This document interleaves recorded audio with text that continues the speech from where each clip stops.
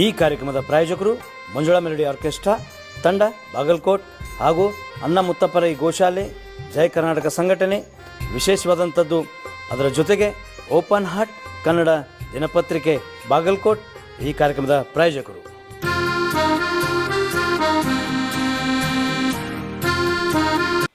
ವೀಕ್ಷಕ ಪ್ರಭುಗಳಿಗೆ ನಮಸ್ಕಾರ. ನಾವಿತ್ತು Bagalkot R D Babu ಅವರ ಜೊತೆಯಲ್ಲಿದ್ದೇವೆ. ಇವತ್ತು ಬಾಗಲಕೋಟೆಯ ವಿದ್ಯಾಗಿರಿ ಮತ್ತು ವೀರಾಪುರದ ಸರಹದ್ದು ಏನು ಬರುತ್ತೆ ಅಲ್ಲಿ ಮನಗುಳಿಯವರ ಈ ರಾಮ್ ಮನಗುಳಿ ಏನಿದ್ರು ಅವರ ಒಂದು ಕಲ್ಯಾಣ ಮಂಟಪ ಇದೆ. ಅದು ಸೀತಾರಾಮ್ ಕಲ್ಯಾಣ ಮಂಟಪ ಅಂತಕ್ಕಂತಹ ಒಂದು ಹೆಸರಿನಿಂದ ಬೃಹತ್ ಆಗಿರ್ತಕ್ಕಂತಹ ಕಲ್ಯಾಣ ಮಂಟಪ. ಸೊ ಈಗ ಅದರ ಬಗ್ಗೆ ಒಂದು ಕೇಳಿಬರ್ತಕ್ಕಂತಹ ಒಂದು ಆರೋಪ ಏನು ಅಂತಂದರೆ ಈ ಒಂದು ಕಲ್ಯಾಣ ಮಂಟಪ ಇವತ್ತು ಅನಧಿಕೃತವಾಗಿದೆ.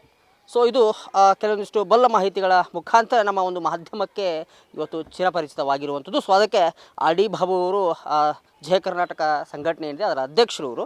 ಸೊ ಅವ್ರನ್ನ ಮಾತಾಡಿಸ್ತಾ ಹೋಗೋಣ. ಸೊ ಯಾವ ರೀತಿ ಇದು ಇಲ್ಲಿಗಲ್ಲ ನಿಜಕ್ಕೂ ಸರ್ ಹೇಗೆ ಅಂತಕ್ಕಂಥದ್ದು ಸರ್? ನಮಸ್ಕಾರ. ಇವತ್ತು ಸಾಕಷ್ಟು ನೀವು ಬೆಂಗಳೂರಲ್ಲಿ ನೋಡಿದಿರ, ಇದೇ ಒಂದು 2-3 ತಿಂಗಳಲ್ಲಿ ಒಂದು ಇದೇ ರೀತಿ ಕಲ್ಯಾಣ ಮಂಟಪ ಅಧಿಕೃತವಾಗಿದ್ದರೆ ಅದಕ್ಕೆ ಪರ್ಮಿಷನ್ ತೊಗೊಂಡು ಎಷ್ಟು ಗುಣಮಟ್ಟದ ಏನೇನು ಹಾಕಬೇಕು ಅಂತ ಸಿಗುತ್ತೆ. ಈ ಅನಧಿಕೃತ ಅಂದಾಗ ಪರ್ಮಿಷನ್ನೇ ತೊಗೊಂಡಿಲ್ಲ ಅಂದಾಗ ಅವರಿಗೆ ಮನಸ್ಸಿಗೆ ಬಂದಂಗೆಲ್ಲ ಕಟ್ಕೊಂಡ್ಬಿಡ್ತಾರೆ. ಹಾಗಾಗಿ ಆ ಕಟ್ಟಡ ಇವತ್ತು ಉಳ್ಳು ಹೋಯಿತು. ಅದೇ ರೀತಿ ಬಾಗಲಕೋಟೆ ಒಂದು ಏನು ವಿದ್ಯಾಗಿರಿ ಮತ್ತು ವೀರಾಪುರ ಸರಹದ್ದಿನಲ್ಲಿರುವಂಥ ಸೀತಾರಾಮ್ ಕಲ್ಯಾಣ ಮಂಟಪ ಇದೆ. ಅದು ಕೂಡ 2013-14ರಲ್ಲಿ ಕಟ್ಟಡ ಕಟ್ಟುವಾಗ 2013-14ರಲ್ಲಿ ನಗರಸಭೆ ಗಮನಕ್ಕೆ ಬಂದಾಗ ನಮ್ಮ ಆಯುಕ್ತರಾದವರು ಒಂದು 3 ನೋಟಿಸನ್ನು ಕಳಿಸಿದರು. ಬಟ್ ಅವರು ಯಾರೂ ಕೇರೆ ಅನ್ನೋದೇ ಕಟ್ಟಡ ಏನೋ ರೆಡಿ ಆಯಿತು. ಆದರೆ ಯಾವುದೇ ಫೈರ್ ಆಫೀಸಿಂದಿಲ್ಲ, ಹೆಲ್ತ್ ಡಿಪಾರ್ಟ್ಮೆಂಟ್ ಇಲ್ಲ, ಮತ್ತು ಫುಡ್ ಡಿಪಾರ್ಟ್ಮೆಂಟ್ ಇಲ್ಲ. ಹೋಗಲಿ ತಹಸೀಲ್ದಾರ್ದಾದ ತೊಗೋಬೇಕಾಗಿತ್ತು, ಅದು ಕೂಡ ತೊಗೊಂಡಿಲ್ಲ. ಆ ನಿಟ್ಟಿನಲ್ಲಿ ಇವತ್ತೇನು ನಮ್ಮ ಹೋರಾಟಗಾರರು ಈ ಬಾಗಲಕೋಟೆಗೆ ಮೊದಲ ಹೋರಾಟಗಾರ ಅಂತೀವಿ ನಾವು. ಯಾಕಂದರೆ ಸಾಕಷ್ಟು ಇಂಥ ಹೋರಾಟಗಳನ್ನ ಮಾಡ್ತಾ ಅವ್ರ ಕಿವಿಗೇನೋ ಒಂದು ಇಂಥ ಒಂದು ಕಟ್ಟಡ ಇವತ್ತು ಅನಧಿಕೃತವಾಗಿರೋದ್ರಿಂದ ಅದ್ರ ಬಗ್ಗೆ ಒಂದು ಮಾಹಿತಿ ಹಕ್ಕಿನಲ್ಲಿ ಕೇಳಿದಾಗ ಅದರ ಇಡೀ ಡೀಟೇಲ್ಸ್ ಬಂತು. ಅದನ್ನು ಡೀಟೇಲ್ಸನ್ನು ತಗೊಂಡು ಅವರು ಏನು ನಮ್ಮ ಜಿಲ್ಲಾಧಿಕಾರಿಗಳಿಗೆ ಅದರ ಬಗ್ಗೆ ಒಂದು ತಿಳುವಳಿಕೆ ನೀಡಿದಾಗ ಮಾನ್ಯ ಜಿಲ್ಲಾಧಿಕಾರಿಗಳು ಇದೇ ನವಂಬರ್ ಅಂದರೆ 23ನೇ ತಾರೀಕು ಮತ್ತೆ ಒಂದು ಕಟ್ಟಡ ನೀವು ಇನ್ನೂ ತೊಗೊಂಡಿಲ್ಲ ಅದ್ರ ಬಗ್ಗೆ ಎಲ್ಲ ಅರಿವನ್ನು ಮೂಡಿಸ್ಕೊಂಡು ಅದ್ರ ಬಗ್ಗೆ ಒಂದು ತಿಳುವಳಿಕೆ ಪತ್ರ ಇದೆ 23-10ನೇ ತಾರೀಕಲ್ಲಿ ಕೊಟ್ಟರು 2024. ಬಟ್ ಕೊಟ್ಟಾಗೂ ಕೂಡ ಒಂದು 30 ದಿನದ ಒಂದು ಗಡುವು ನೀಡಿದ್ದಾರೆ. ಆ 30 ದಿನದ ಗಡುವಲ್ಲಿ ಇನ್ನೂ ಟೈಮ್ ಇದೆ. ಯಾಕಂದರೆ ಇನ್ನು 11-23ಕ್ಕೆ ಅದರ ಟೈಮ್ ಮುಕ್ತಾಯಗೊಳ್ಳುತ್ತೆ. ಹಾಗಾಗಿ ಈ ಕಟ್ಟಡ ಯಾಕೆ ತಿಳುವಳಿಕೆ ಇರೋರು, ಈಗ ಯಾರೋ ಜನಸಾಮಾನ್ಯರು ಕಟ್ಟಿದರೆ ಹೋಗಲಿ ಬಿಡಿ ಅಂತಿದ್ದೀವಿ. ಒಬ್ಬ ಬೇರೆಯವ್ರಿಗೊಬ್ಬ ಮೆಸೇಜ್ ಕೊಡುವಂಥ ಒಬ್ಬ ವ್ಯಕ್ತಿ ಅಥವಾ ಇಡೀ ನಮ್ಮ ಬಾಗಲಕೋಟೆಯಲ್ಲಿ ಒಬ್ಬ ಪ್ರತಿಷ್ಠಿತ ವ್ಯಕ್ತಿ ಗೊತ್ತಿದ್ದನೋ ಗೊತ್ತಿಲ್ಲದನೋ ಒಂದು ಕಟ್ಟಡನೋ ರೆಡಿ ಆಯಿತು.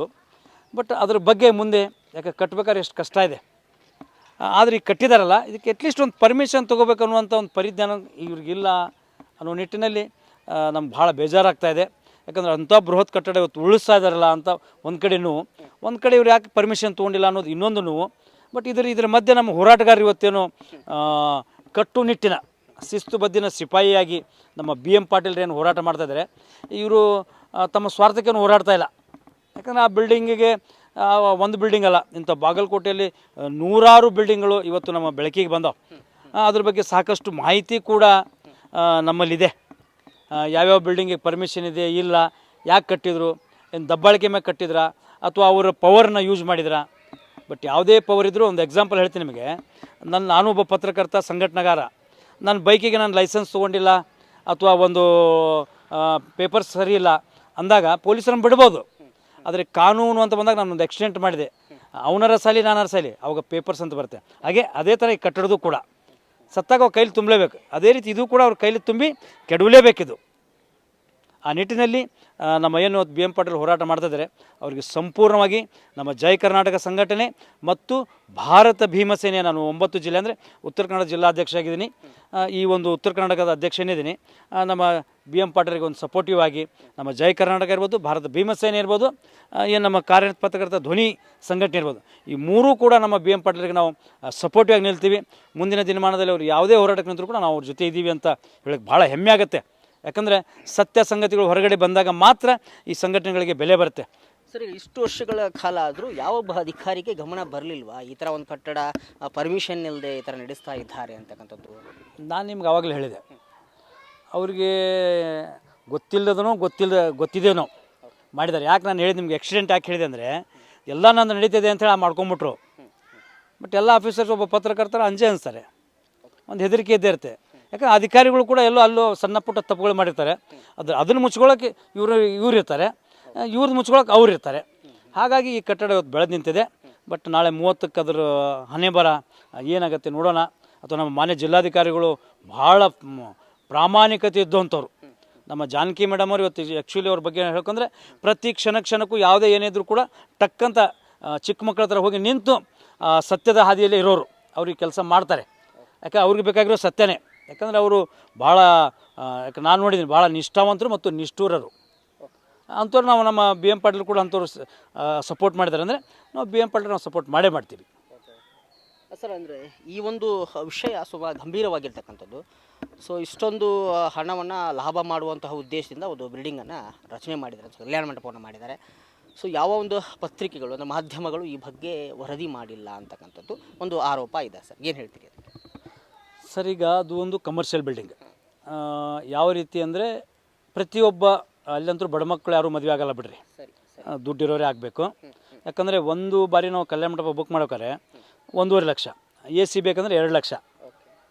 ಈ ರೀತಿ ಇರುವಾಗ ಬಡವ್ರಿಗಂತೂ ಯೂಸ್ ಆಗಲ್ಲ. ಅದು ಶ್ರೀಮಂತರ ಕಲ್ಯಾಣ ಮಂಟಪ ಏನು ಸರ್. ಆಮೇಲೆ ಅದರಿಂದ ಎಷ್ಟು ಆದಾಯ ಬರುತ್ತೆ, ಅಟ್ಲೀಸ್ಟ್ 1% ಆದರೂ ಆದಾಯ ತೆರಿಗೆ ಕಟ್ಟಬೇಕು ನಾವು ಒಂದು ಸಣ್ಣ 10 ರೂಪಾಯಿ ಇಡ್ಲಿ ತಿಂದರೂ ಕೂಡ ಒಂದು ಟ್ಯಾಕ್ಸ್ ತೊಗೋತಾರೆ. ಬಟ್ ಇದು ಯಾವುದೇ ಪರ್ಮಿಷನ್ ಟ್ಯಾಕ್ಸ್ ಹೆಂಗೆ ಕಟ್ತೀರಾ ನೀವು ಅಲ್ವಾ? ಎಲ್ಲ ಪೇಪರಲ್ಲಿ ಇದು ತಿನ್ನೋದೆಲ್ಲ ಈ ಥರ ಆಗುತ್ತೆ ಅದು. ಅಂದರೆ ಒಟ್ಟಿನಲ್ಲಿ ಈ ಒಂದು ಪರಿವಾರ ಏನಿದೆ ಇವತ್ತು ಸರ್ಕಾರಕ್ಕೆ ಅಥವಾ ಜನರಿಗೆ ಒಂದು ಮಣ್ಣೆರಚುವಂತಹ ಕಾರ್ಯ ಮಾಡ್ತಾ ಇದೆ ಅಂತಕ್ಕಂಥದ್ದು. ಅಂದರೆ ಈಗ ಟ್ಯಾಕ್ಸ್ ವಂಚನೆ ಮಾಡ್ತಾ ಇದೆ. ಸೊ ಇದಕ್ಕಿಂತ ಸರ್ಕಾರಕ್ಕೆ ಒಂದಿಷ್ಟು ನಷ್ಟ ಇದೆ ಅಂತಕ್ಕಂಥದ್ದು. ಸರ್, ಸರ್ಕಾರಕ್ಕೆ 100% ನಷ್ಟ ಇದೆ ಸರ್. ಇವತ್ತು ನಾವು ಪರ್ಮಿಷನ್ ತೊಗೊಂಡು ಈ ಒಂದು ಗಾಡಿ ಓಡಿಸ್ತೀವಿ ಅಂದಾಗ ಅದಕ್ಕೆ ಪ್ರತಿ ವರ್ಷ ಅಥವಾ ಕಮರ್ಷಿಯಲ್ ಇದ್ದಾಗ ಟ್ಯಾಕ್ಸ್ ತುಂಬ್ತೀವಿ ನಾವು. ನಮ್ಮ ಓನ್ ಯೂಸಿಗೆ ಒಂದೇ ಸಲ ಟ್ಯಾಕ್ಸ್ ತುಂಬಿಡ್ತೀವಿ. ಬಟ್ ಅದು ಕಮರ್ಷಿಯಲ್ ಅಂದಾಗ ಪ್ರತಿ ಬಾರಿಯೂ ಟ್ಯಾಕ್ಸ್ ಕಟ್ಟಬೇಕು. ಆ ಟ್ಯಾಕ್ಸ್ ಕಟ್ಟೋದ್ರಿಂದ ಸರ್ಕಾರ ನಡೀತೆ, ಸರ್ಕಾರಕ್ಕೂ ಲಾಭ ಆಗುತ್ತೆ. ಮತ್ತು ನಿಮ್ಗೆ ಏನು ಪೇಪರ್ ಸೇಲ್ ಅಂದಾಗ ಟ್ಯಾಕ್ಸ್ ಎಲ್ಲಿ ಕಟ್ತೀರಿ ಸರ್ ನೀವು? ನಿಮ್ಮ ಲೆಕ್ಕಪತ್ರಲ್ಲೇ ಇದೆ ಅಲ್ವಾ?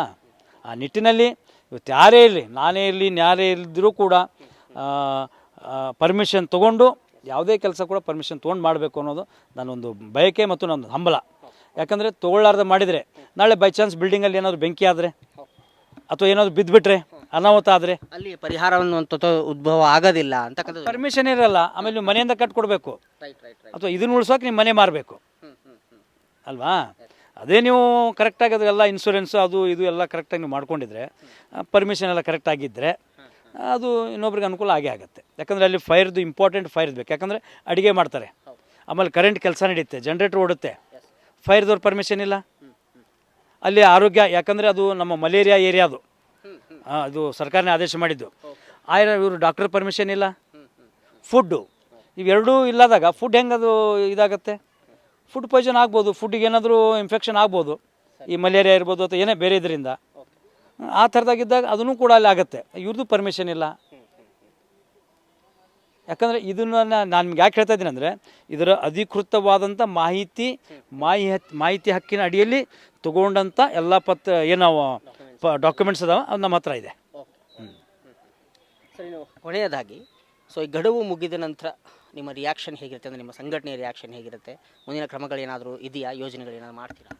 ಏನಿಲ್ಲ ಸರ್, ನಾವು ಸರ್ಕಾರಕ್ಕೆ ಅಥವಾ ಸರ್ಕಾರಿ ಅಧಿಕಾರಿಗಳು ಕೇಳೋದಷ್ಟೇ, ಸಮೋಪಾಯದಿಂದ ಇದು ಕೆಲಸ ಮುಗಿದೋಗ್ಬಿಡುತ್ತೆ. ಇಲ್ಲಾಂದರೆ ಅನಿವಾರ್ಯವಾಗಿ ಹೋರಾಟಕ್ಕೆ ನಿಲ್ಲೇಬೇಕು. ಯಾಕಂದರೆ ಒಂದು ಚಿಕ್ಕ ಗುಡಿಸಲ ರೋಡ್ ಮೇಲೆ ಹಾಕಿದರೆ ಕಿತ್ತಿಸ್ತೀರಾ, ಅಥವಾ ಯಾರು ವ್ಯಾಪಾರ ಮಾಡ್ತಿದ್ರೆ ಕಿತ್ತಿಸ್ತೀರಾ. ಮತ್ತು ಇವರು ಎಲ್ಲ ಇದೆ ಅಂತ ಇವ್ರ ಹತ್ರ ನೀವು ಬಿಟ್ಟರೆ ಹೆಂಗೆ? ಬಡವರಿಗೆ ಶ್ರೀಮಂತರಿಗೆ ಬೇರೆ ಬೇರೆ ನ್ಯಾಯನ? ಈ ಹಿಂದೆ ನೋಡಿದ್ವಲ್ಲ ನಾವು, ಬಾಗಲಕೋಟೆಯಲ್ಲಿ ಅನೇಕ ಗುಡಿಸಲುಗಳನ್ನು ತೆರವುಗೊಳಿಸಿರುವಂಥದ್ದು, ಅನೇಕ ವರ್ಷಗಳಿಂದ ಅಲ್ಲಿ ವಾಸವಾಗಿದ್ದರು ಅನೇಕ ಮಹಿಳೆಯರ ಗೋಳನ್ನು ನಾವು ನೋಡ್ತಾ ಇದ್ದೇವೆ. ಸೊ ಈ ಹಿಂದಿನ ಸರ್ಕಾರದಲ್ಲಿ ಆಗಿರ್ತಕ್ಕಂಥದ್ದು. ಸೊ ಅದಕ್ಕೆ ಮುಂದಿನ ಕ್ರಮಗಳು ಏನಿರ್ತವೆ? ಏನಿಲ್ಲ ಸರ್, ನೋಡಿ, ಬಡವರಿಗೇನು ಅದೇ ನ್ಯಾಯ, ಶ್ರೀಮಂತರಿಗೂ ಅದೇ ನ್ಯಾಯ. ಇಲ್ಲಿ ಬಡವ ಶ್ರೀಮಂತ ಅನ್ನೋದಕ್ಕಿಂತ ನ್ಯಾಯಕ್ಕೆ ಬೆಲೆ ಕೊಡಿ, ನ್ಯಾಯಯುತವಾಗಿ ನಡೀರಿ. ನ್ಯಾಯಯುತವಾಗಿ ನಡೆದಾಗ ಇದು ಒಂದು ಮಾದರಿ ಆಗುತ್ತೆ. ಯಾಕಂದರೆ ಬೆಂಗಳೂರಲ್ಲಿ ನಾನು ನಿಮಗೆ ಇನ್ನೊಂದು ಹೇಳ್ತೀನಿ, ಇವತ್ತು ಮೈಸೂರಲ್ಲಿ ಮೂಡ ಹಗರಣ ಇದೆ, BTDಯಲ್ಲಿ ಸಾಕಷ್ಟು ಬಾಗಲಕೋಟೆ ಹಗರಣಗಳಿದ್ದಾವೆ. ಅದರಲ್ಲಿ ಈ ಎರಡರ ಮಧ್ಯೆ ಒಂದು ಏನು ಕಲ್ಯಾಣ ಮಂಟಪ ಬಿತ್ತು. ಈಗ ಈ ಕಲ್ಯಾಣ ಮಂಟಪದ ಬಗ್ಗೆ ನಾವು ಬಂದಾಗ ಇಂಥ ಎಷ್ಟು ಏನಂದರೆ ಲೈಸೆನ್ಸ್ ತೊಗೊಳ್ಳಾರ್ದಂಥ ಕಟ್ಟಡಗಳದಾವೆ, ಇಂಥವು ಎಷ್ಟು ಅದಾವೆ ಕಟ್ಟಡಗಳು. ಅದು ಯಾಕೆ ಸರ್ಕಾರ ಕಣ್ಮುಚ್ಚಿದೆಯಾ?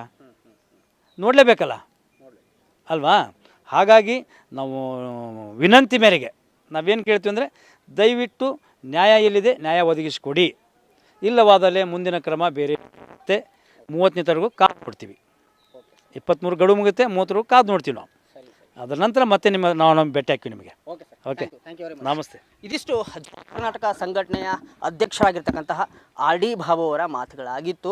ಸೊ ಬಾಗಲಕೋಟೆಯಲ್ಲೇ ಅನೇಕ ಈ ಇಲ್ಲಿಗಲ್ ಕಟ್ಟಡಗಳಿವೆ, ಅನೇಕ ರೀತಿಯಾದಂತಹ ವಾಣಿಜ್ಯ ಕಟ್ಟಡಗಳಿವೆ. ಅವುಗಳಿಗೆ ನಿಜಕ್ಕೂ ಪರ್ಮಿಷನ್ಗಳೇ ಇಲ್ಲ. ಇದರಿಂದಾಗಿ ಸರ್ಕಾರಕ್ಕೆ ಯಥೇಚ್ಛವಾಗಿ ಸರ್ಕಾರದ ದುಡ್ಡು ಫೋಲಾಗುತ್ತೆ, ಅಂದರೆ ಜನರ ದುಡ್ಡು ಫೋಲಾಗುತ್ತೆ.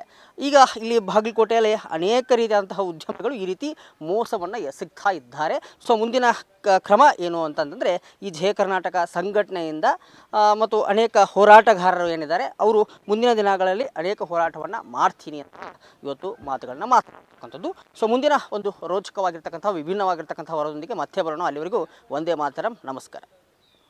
ಕಾರ್ಯಕ್ರಮದ ಪ್ರಾಯೋಜಕರು ಮಂಜುಳಾ ಮೆಲೋಡಿಸ್ ಆರ್ಕೆಸ್ಟ್ರಾ ತಂಡ ಬಾಗಲಕೋಟೆ ಹಾಗೂ ಸರ್ವಶ್ರೇಷ್ಠ ಕ್ರಿಯೇಷನ್ ಸಾಂಸ್ಕೃತಿಕ ಸಂಸ್ಥೆ ಅಣ್ಣ ಮುತ್ತಪ್ಪರೈ ಗೋಶಾಲೆ ಹಾಗೂ ಜಯ ಕರ್ನಾಟಕ ಸಂಘಟನೆ ಬಾಗಲಕೋಟೆ, ಓಪನ್ ಹಾರ್ಟ್ ಕನ್ನಡ ದಿನಪತ್ರಿಕೆ ಬಾಗಲಕೋಟೆ.